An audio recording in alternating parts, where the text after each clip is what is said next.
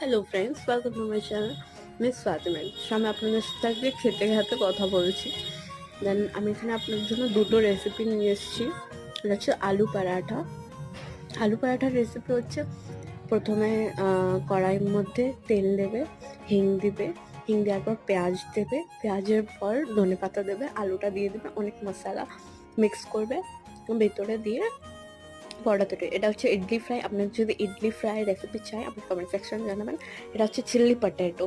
তো এখানে পটেটো মানে আলুটার মধ্যে আরারোট মিক্স করে দিতে হবে, ওটাকে ফ্রাই করে তোমাকে সস আর হোয়াইট সিডস যে হয় তিলের মতো দেখতে, ওটা দিয়ে তোমাকে নাড়তে হবে। বেশি সস চাই, তো সস বেশি ভালো লাগবে না, তো ওতে জল দিয়ে গুলিয়ে আপনার ভালো করে নাড়বেন। তো ওটাতে চিলি পটেটো কমপ্লিট হয়ে যাবে। খেতে অসাধারণ ছিল, আপনারা বানিয়ে দেখবেন। Thank you so much. আমি দেখা